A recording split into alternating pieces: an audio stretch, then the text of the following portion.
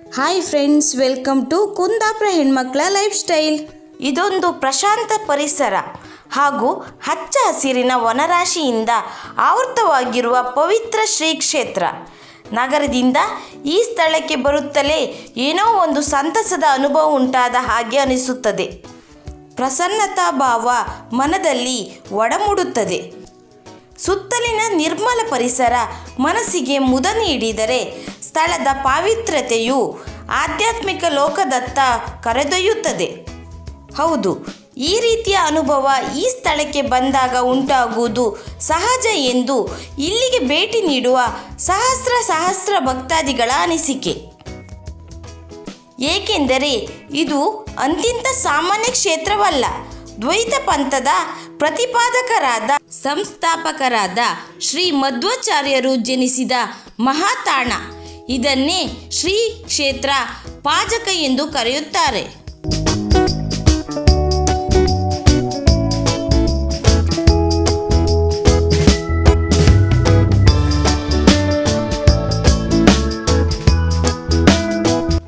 ಕಥೆಯಂತೆ ಮಧ್ಯಗೇಹ ಭಟ್ಟ ಹಾಗೂ ವೇದವತಿ ದಂಪತಿಗಳಿಗೆ ಮದುವೆಯಾಗಿ ಬಹು ಸಮಯದವರೆಗೂ ಸಂತಾನವಾಗಿರಲಿಲ್ಲ. ದೇವರ ಪರಮ ಭಕ್ತರಾದ ದಂಪತಿಗಳು ಸಂತಾನ ಭಾಗ್ಯಕ್ಕಾಗಿ ದೇವರಲ್ಲಿ ಸಾಕಷ್ಟು ಪ್ರಾರ್ಥಿಸುತ್ತಿದ್ದರು. ಉಡುಪಿಯ ಅನಂತೇಶ್ವರನ ಸನ್ನಿಧಿಯಲ್ಲಿ ಸುಮಾರು 12 ವರ್ಷಗಳ ಕಾಲ ಸತತವಾಗಿ ಪ್ರಾರ್ಥಿಸುವುದರ ಫಲವಾಗಿ ಕ್ರಿಸ್ತಶಕ 1238ರಲ್ಲಿ ಅವರಿಗೆ ಗಂಡು ಸಂತಾನವಾಯಿತು. ಆ ಸಂತಾನವೇ ಶ್ರೀ ಮಧ್ವಾಚಾರ್ಯರು. ಚಿಕ್ಕಂದಿನಿಂದಲೂ ಸಾಕಷ್ಟು ಚತುರ ಹಾಗೂ ದೈವಿಕ ಭಕ್ತರಾಗಿದ್ದರು ಶ್ರೀ ಆಚಾರ್ಯರು. ವೈಷ್ಣವ ಸಂಪ್ರದಾಯಕ್ಕೆ ಸೇರಿದ್ದ ಇವರ ತಂದೆ ತಾಯಿಯರು ಮೊದಲು ಇವರಿಗೆ ವಾಸುದೇವ ಎಂದು ನಾಮಕರಣ ಮಾಡಿದ್ದರು. ತದನಂತರ ಇವರು ಪೂರ್ಣಪ್ರಜ್ಞಾ, ಆನಂದ ತೀರ್ಥ ಎಂಬೆಲ್ಲ ಹೆಸರುಗಳನ್ನು ಪಡೆದರು ಹಾಗೂ ಕೊನೆಯದಾಗಿ ಮಧ್ವಾಚಾರ್ಯರೆಂದೇ ಪ್ರಸಿದ್ಧಿ ಪಡೆದರು. ಇವರು ಜನಿಸಿದ ಪಾಜಕ ಕ್ಷೇತ್ರವು ಕರ್ನಾಟಕದ ಉಡುಪಿ ನಗರದಿಂದ ಸುಮಾರು 12 ಕಿಲೋಮೀಟರ್ಗಳಷ್ಟು ದೂರದಲ್ಲಿದ್ದು ಸುಲಭವಾಗಿ ತಲುಪಬಹುದಾಗಿದೆ. ಉಪನಯನದ ನಂತರ ಪುಟ್ಟ ಮಧ್ವಾಚಾರ್ಯರು ಪ್ರತಿದಿನ ಸ್ನಾನ ಮಾಡಲೆಂದು ಪರಶುತೀರ್ಥ, ಧನುಷ್ ತೀರ್ಥ, ಗದಾ ತೀರ್ಥ ಹಾಗೂ ಬಾಣತೀರ್ಥಗಳಿಗೆ ಭೇಟಿ ನೀಡುತ್ತಿದ್ದರು. ಇದರಿಂದ ಅವರ ತಾಯಿಯು ಪುಟ್ಟ ಬಾಲಕನೊಬ್ಬನೇ ಈ 4 ತೀರ್ಥಗಳಿಗೆ ಭೇಟಿ ನೀಡಬೇಕಾಗಿರುವುದರಿಂದ ಚಿಂತಾಕ್ರಾಂತರಾಗಿದ್ದರು. ಅವಳ ಈ ದುಗುಣವನ್ನು ನಿವಾರಿಸಲು ಆಚಾರ್ಯರು ಈ 4 ತೀರ್ಥಗಳ ಅಂಶವುಳ್ಳ ವಾಸುದೇವ ತೀರ್ಥವನ್ನು ನಿರ್ಮಿಸಿದರು ಹಾಗೂ ಅಲ್ಲಿಯೇ ಸ್ನಾನ ಮಾಡುತ್ತಿದ್ದರು. ಈ ಪಾಜಕ ಕ್ಷೇತ್ರದಲ್ಲಿರುವ ಒಂದು ಆಸಕ್ತಿಕರ ಸ್ಥಳವೆಂದರೆ ಬುಡಮೇಲಾಗಿ ಚೆನ್ನಾಗಿ ಬೆಳೆದಿರುವ ಅಶ್ವತ್ಥ ವೃಕ್ಷ. ಇದು ಬೆಳೆದ ಸ್ಥಳದಲ್ಲಿ ನಾಗಶಿಲೆಗಳನ್ನು ಪ್ರತಿಷ್ಠಾಪಿಸಲಾಗಿದೆ ಹಾಗೂ ಸಾಕಷ್ಟು ಪೂಜಾ ವಿಧಿವಿಧಾನಗಳು ಇಲ್ಲಿ ಜರುಗುತ್ತದೆ.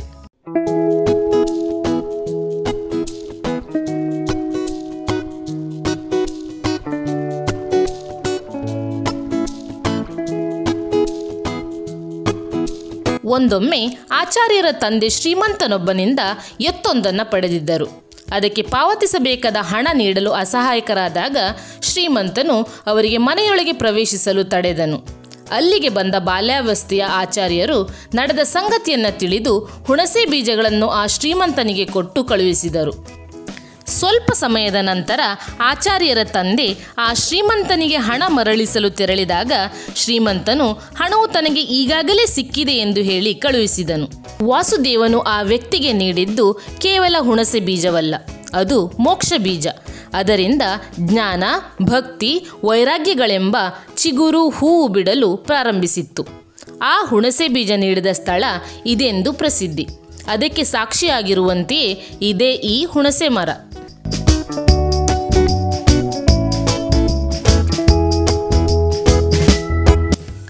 ಜಗದ್ಗುರು ಶ್ರೀ ಮಧ್ವರು ಬಾಲ್ಯದಲ್ಲಿ ವಾಸುದೇವನಾಗಿದ್ದಾಗ ತಾಯಿಯು ಕಾರ್ಯನಿಮಿತ್ತವಾಗಿ ಮನೆಯ ಹೊರಗಿರಲು ಒಳಗಿದ್ದ ಹಾಲು ಮೊಸರುಗಳನ್ನು ಬೆಕ್ಕು ಮುಂತಾದವು ತಿನ್ನಬಹುದೆಂದು ಬಾಲಕ ವಾಸುದೇವನನ್ನು ಕರೆದು ಹಾಲು ಮೊಸರಿನ ಗಡಿಗೆಗಳನ್ನು ಮುಚ್ಚಲು ಹೇಳಿದರು.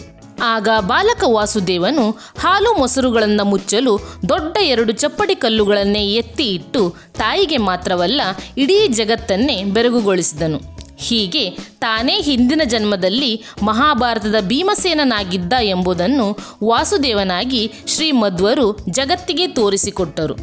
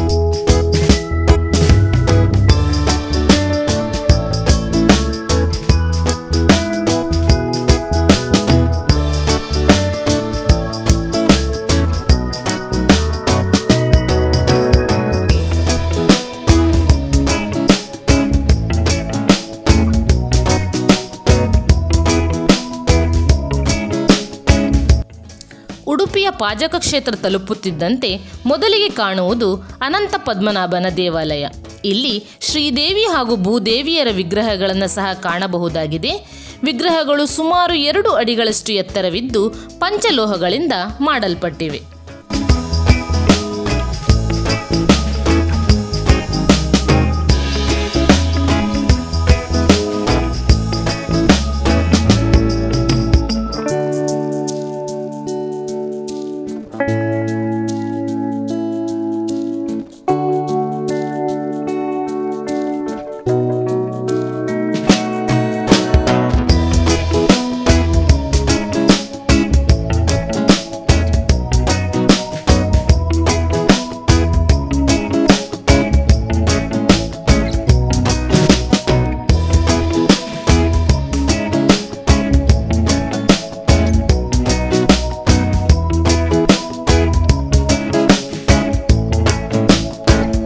ಹಿಂದೂಗಳಲ್ಲಿ ಅಕ್ಷರಾಭ್ಯಾಸ ಶಾಸ್ತ್ರ ಮಾಡಿಸುವ ಸಂಪ್ರದಾಯವಿದೆ.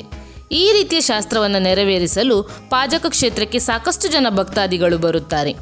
ಇಲ್ಲಿರುವ ಅನಂತ ಪದ್ಮನಾಭನ ದೇವಾಲಯದ ಅಂಗಳದಲ್ಲಿರುವ ತುಳಸಿ ಬೃಂದಾವನದ ಸ್ಥಳದಲ್ಲಿ ಈ ಆಚರಣೆ ಇಂದಿಗೂ ಕ್ರಮಬದ್ಧವಾಗಿ ನಡೆಯುತ್ತದೆ.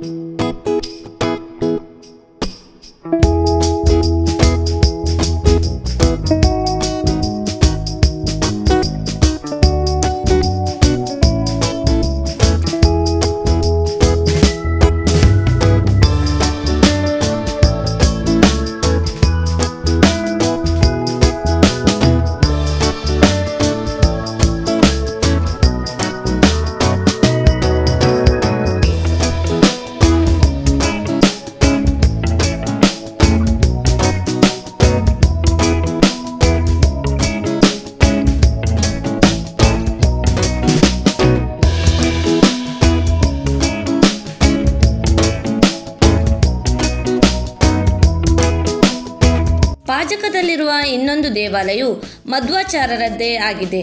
ಇಲ್ಲಿ ಕಲ್ಲುಗಳ ಮೇಲೆ ವಾಸುದೇವನ ಹೆಜ್ಜೆ ಗುರುತುಗಳನ್ನು ಕಾಣಬಹುದು.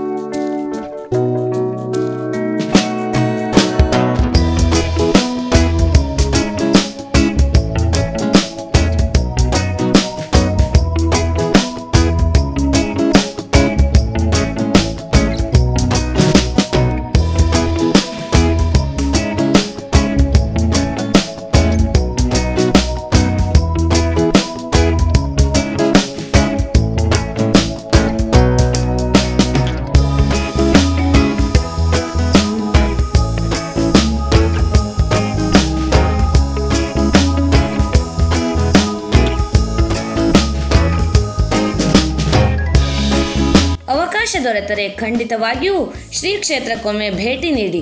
ಇಲ್ಲಿನ ನಿರ್ಮಲ ವಾತಾವರಣದಿಂದ ನಿಮ್ಮೆಲ್ಲ ಒತ್ತಡಗಳನ್ನು ಕಡಿಮೆ ಮಾಡಿಕೊಂಡು ಮತ್ತೆ ಜೀವನೋತ್ಸವವನ್ನು ಪಡೆಯಿರಿ ಎಂದು ಹೇಳುತ್ತಾ ಇಂದಿನ ವಿಡಿಯೋವನ್ನು ಮುಗಿಸುತ್ತಿದ್ದೇವೆ. ಇವತ್ತಿನ ವಿಡಿಯೋ ನಿಮಗೆ ಇಷ್ಟ ಆದರೆ ಪ್ಲೀಸ್ ಲೈಕ್, ಕಮೆಂಟ್, ಶೇರ್ ಮಾಡಿ. ಹಾಗೆಯೇ ನಮ್ಮ ಚಾನಲನ್ನು ಸಬ್ಸ್ಕ್ರೈಬ್ ಮಾಡಿ. Thank you friends.